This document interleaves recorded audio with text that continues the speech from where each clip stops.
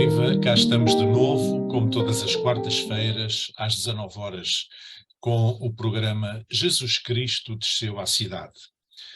É um programa destinado a, durante 10 minutos, todas as quartas-feiras, falar sobre a pessoa de Jesus, a sua obra, o seu ensinamento. E hoje eu quero falar sobre um tema que é Jesus Cristo ensinou a exercer misericórdia. Porque o exercício da misericórdia foi qualquer coisa que Jesus de facto ensinou a fazer. Jesus desceu à cidade dos homens para nos ensinar a exercer misericórdia. E para isso ele usou várias ferramentas, várias histórias, figuras de estilo e algumas parábolas, das quais, porventura, nesta matéria, a mais conhecida seja a do bom samaritano. Mas afinal, o que é misericórdia? Misericórdia significa, etimologicamente, significa fazer descer o nosso coração à miséria. Ou seja, alguém que está ao nosso lado, próximo de nós, que está em miséria física, miséria mental, miséria espiritual, miséria emocional, miséria financeira, miséria espiritual, e a quem nós nos predispomos a apoiar, a ajudar. Ou seja, estamos a exercer misericórdia, estamos a fazer com que o nosso coração desça até à miséria do outro, à necessidade do outro. Esta história do bom samaritano que Jesus contou fala sobretudo de alguns impedimentos para o exercício da misericórdia, alguns obstáculos, e é sobre isso que vamos falar. Desde logo fala de rivalidades históricas e políticas.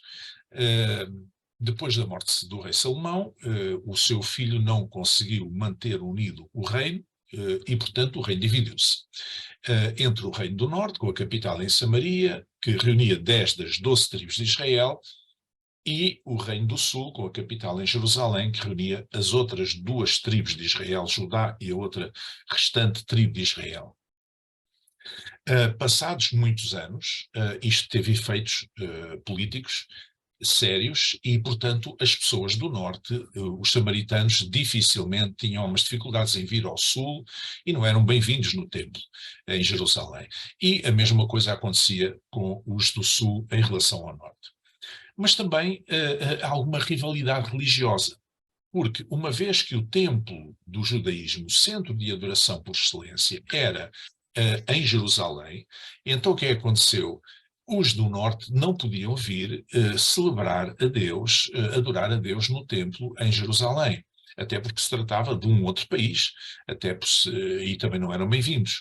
Então, os samaritanos encontraram uma alternativa, digamos, junto à cidade de Samaria, um monte chamado Monte Gerizim, onde no alto do monte eles realizavam algumas liturgias, digamos, levantavam alguns tótems, um pouco à maneira dos cultos pagãos, e, portanto, era ali que praticava a sua liturgia, as suas atividades religiosas. E por isso os judeus, cá do sul, consideravam-nos como pessoas apóstatas da fé judaica, digamos assim, da tradição judaica, e os próprios samaritanos também consideravam os judeus como sectários. Portanto, havia aqui uma dificuldade também religiosa e cultural.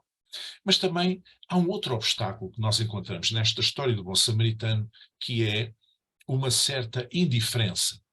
E já entenderam que eu estou a falar do sacerdote e do levita que passaram e viraram a cara e não prestaram socorro àquele seu compatriota, que era um judeu também, e que tinha sido assaltado e deixado quase à morte, inanimado à beira da estrada, em moribundo mesmo.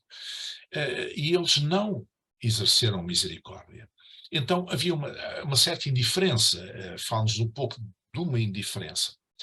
Mas atenção, não era só a indiferença que levou que o sacerdote e o levita não prestassem o socorro devido e que era expectável que prestassem àquele homem em profunda necessidade. Havia aqui um problema também de receio de prejuízo pessoal. Portanto, o sacerdote como o levita ministravam no templo em Jerusalém, e segundo a lei de Moisés, quem tocasse se fosse prestar socorro àquele homem e por acaso ficassem sujos com o sangue dele, porque o homem estava ensanguentado, não é? Teriam que ficar de quarentena e, portanto, não poderiam ministrar imediatamente no templo. E, portanto, isto levou-os a que eles também se retraíssem. Isto leva-nos também a pensar até que ponto é que os nossos interesses, digamos assim, pessoais, as nossas função religiosa é mais importante do que salvar uma vida. Agora, a grande lição que esta parábola nos dá é que muitos destes impedimentos ainda hoje subsistem noutras geografias e noutros contextos. Ainda hoje subsistem este tipo de impedimentos. Quantas vezes nós somos capazes de exercer misericórdia com estrangeiros? Quantas vezes nós somos capazes de exercer misericórdia com migrantes? Ou com minorias étnicas? Ou com pessoas de cor de pele diferente? Ou mesmo com pessoas de religião diferente? Quantas vezes nós somos capazes de exercer misericórdia realmente? Ou com pessoas de condição social diferente da nossa? Quantas vezes nós somos capazes de exercer misericórdia com pessoas de educação diferente? Ou de ideologia política diferente? Ou até mesmo de simpatia clubística diferente? Quantas vezes nós somos capazes de exercer misericórdia? Nós sabemos que os médicos, por exemplo, têm no seu código deontológico, há um juramento chamado juramento de Hipócrates, em que eles juram que irão tratar qualquer pessoa independentemente da sua cor, do seu sexo, da sua ideia política, seja quem for, nem que seja um criminoso. Um médico tem obrigação e jura, no final do seu curso, fazê-lo, tratar essa pessoa, seja ela quem for. Pode ser o maior bandido, mas ele tem a obrigação. Se é um ser humano, então o médico deve exercer essa função e poder tratar essa pessoa. Mas muitas vezes nós temos dificuldade em exercer misericórdia quando as pessoas se enquadram numa forma diferente da nossa, ou quando há alguma marca distintiva diferente nessas pessoas. Quantas vezes também podemos perguntar, a propósito do sacerdote e do levita da história do bom samaritano, quantas vezes nós somos capazes de sofrer prejuízo pessoal para exercer misericórdia? Ou seja, prejuízo no nosso tempo pessoal, ou com a família, com os amigos, nas nossas finanças, às vezes até na nossa saúde, por vezes até na imagem que nós temos perante a opinião pública, ou até relacionado com a nossa profissão.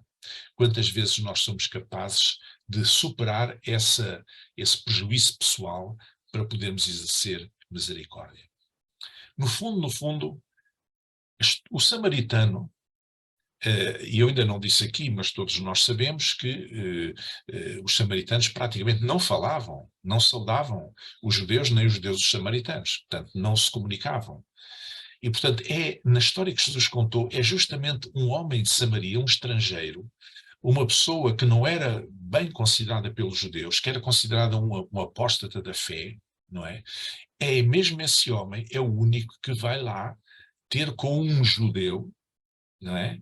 Depois de ele ter sido ignorado pelo sacerdote judeu, pelo levita judeu, é ele, samaritano, que vai ter com o judeu prestar socorro e prestar toda a espécie de apoio que aquele homem precisava para não morrer e para poder, portanto, sobreviver. No fundo, o que Jesus está aqui a explicar é que, ao contar esta história, mostra a figura de um samaritano, que no fundo é um tipo do próprio Jesus. Jesus que foi rejeitado pelo seu próprio povo, não é? João, o evangelista, diz que ele veio para o que era seu, mas os seus não o receberam. Foi rejeitado pelo seu próprio povo, tal e qual como aquele judeu moribundo que foi rejeitado pelo sacerdote e pelo escriba judeus. A quadra que nós estamos a viver, a quadra natalícia, é propensa a atos de maior empatia com os outros e até com o dar presentes, não é? Que é muito tradicional. Mas o melhor presente, de facto, somos nós mesmos. O maior presente que nós podemos dar aos outros. Jesus Cristo desceu à cidade dos homens para nos ensinar a exercer misericórdia. E a melhor forma de a praticar é dar-nos a nós mesmos aos outros, sem condições nem desculpas. Despeço-me partilhando o nosso e-mail para questões ou temas que gostariam de relacionados com a pessoa, o ensino, a figura de Jesus Cristo, que quem nos ouve gostaria de ver aqui tratados. Poderão enviar um e-mail com essas sugestões, perguntas ou sugestões de temas para o e-mail jcdesceuacidade, tudo pegado, sem maiúsculas nem acentos, jcdesceuacidade@gmail.com. E fico por aqui até à próxima semana. Fique bem.